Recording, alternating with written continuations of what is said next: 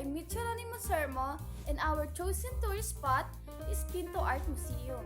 So, what is Pinto Art Museum?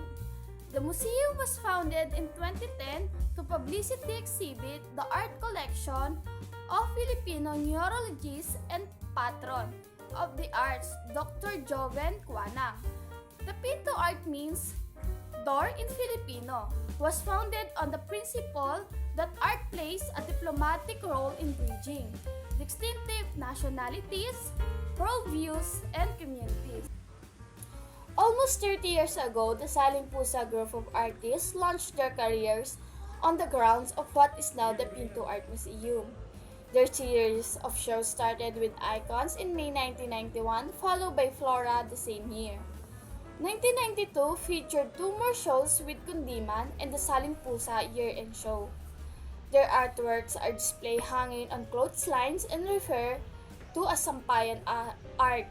Those artists are now some of the most sought after in the Philippine art scene. Another sampayan art show is going to be held at Pinto Art Gallery, 20 years after the last one. Through the years, Dr. Joven Quanang has nurtured so many talented artists and hosts them at Boston Gallery and at Pinto Art Museum. Art in the Philippines has enjoyed an unpredicted boom with the establishment of numerous galleries, arts, fairs, and shows. So, Jess, what is the trivia about Pinto Art Museum? Hi, I'm Jesselyn B. De La Cruz. So let's talk about the trivia about the Pinto Arts Museum.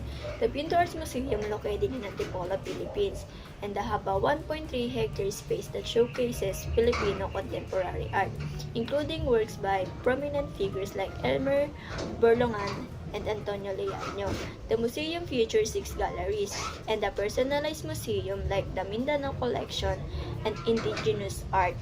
The museum is well thought out and offers numerous photo opportunities. Additionally, there are two cafes, Pinto Cafe, and operated by Bizu and Cafe Dan. I am Sapian Sapacentino, presenting the artwork of Pinto Art Museum. Saling Pusa artwork are often featured themes of social commentary, particularly focusing on Filipino culture and contemporary society. The group's collaborative works like Carnival explore social tension and political society, a political dynamics through figurative expressionism. Carnival, work by artists such as Ermel Borlongan, Emmanuel Garibay, Mil Manalo, Marcos Taani, Antonio Liano, Ferdinand Montemayor, and Jose John Santos III also open to the reading of the state of transition of the society to the challenges of empowerment in the 1990s. The collection also plays a large part in describing a direction in the Philippine contemporary art through the figurative tradition. This tradition traces its root in Spanish colonial and academic art in the 1800s by way of church art, but it's found its unique form through the influence of modern art in the years of previous to and following World War II. Museum works in the museum showed how Filipino artists were able to use academic art formation with the personal interrogation of a modern persuasions such as surrealism, expressionism, minimalism, social realism, and conceptual art, but with a vigilance in identity and rootedness. The themes and subjects are featured in the works are appealed into the universal human condition, but expressed in the unique historical and cultural experience of being a Filipino. And these are the Saling Pusa's members' individual artwork. Winner by Ferdinand Montemayor, medium acrylic on canvas, dimension 106 by 366 cm triptych. Ferdinand Montemayor Dislard, Triptych Panalo or Winner is a highlight of that series and depicts the movements and progression of a triathlon. Our Father or Ama Namin by Emmanuel Garibay in 2001.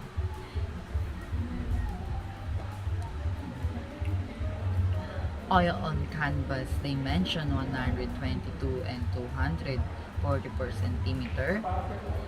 This eerie dreamlike commentary on the abuses of prior during Spanish colonial period, a period, a period of often hushed by the descendants of the victim and those who simply mean to forget. The Last Penny or Ultimo Cinco by Marcos Taani in 1943. In 1993, medium oil on canvas dimension 150 and 90 centimeter with a witty parody of Leonardo da Vinci's The Last Supper. Marcos Taani Ultimo Cinco depicts of a gang of gamblers eagerly waiting to the fall of dice and the outcome of a bet. U-Turn by Antonio Liañaño, 1987, medium oil on plywood dimension 183 by 183 centimeter. Antonio Liaño U-Turn is a powerful haunting picture of apocalyptic mood, but it is also a retelling, so to speak, the horror described by Juan Luna's Spudarium in 1896, set in the tone of modern street. The Brothers Share or Hating Kapatid by Elmer Burlongan in 1993. Medium acrylic oil on canvas dimensions 78 by 102 centimeter. This work showed the problem of lack of proper surgical. It doesn't take away from us the human of absurdity and the equality. There's a street on the wall, may kaligas sa dingding by Jose Jan Santos III. Medium mixed media on canvas, dimension 122 by 275.5 centimeters.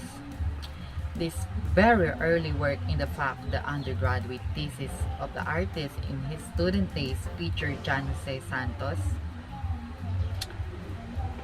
exploration in textured surfaces and appropriated iconography, which is served as the germ of many of his latter techniques and series. And lastly, I will explain the characteristic of tourism of Pinto Art Museum. Cultural tourism showcasing Filipino arts, history, and culture through its collection and exhibitions. Artistic tourism featuring diverse art forms, including paintings, sculptures, and installations. Heritage tourism, preserving and promoting the country's cultural heritage through its architectures, gardens, and art collections. Educational tourism, providing opportunities for learnings and appreciation of art, history, and cultures. The Pinto Art Museum represents a blend of cultural, artistic, and heritage tourism, showcasing Filipino arts and culture while preserving the country's rich heritage.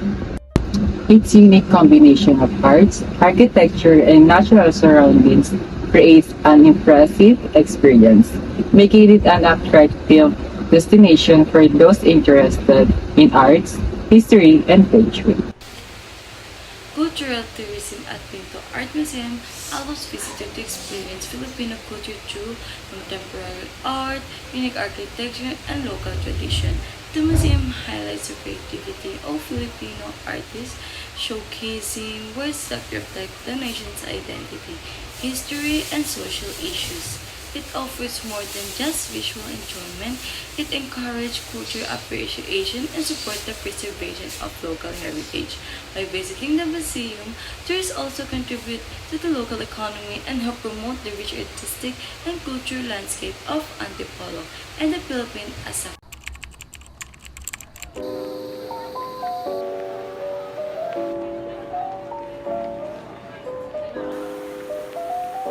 Pinto Art Museum is a must-visit destination for art lovers and those seeking a relaxing escape near the city.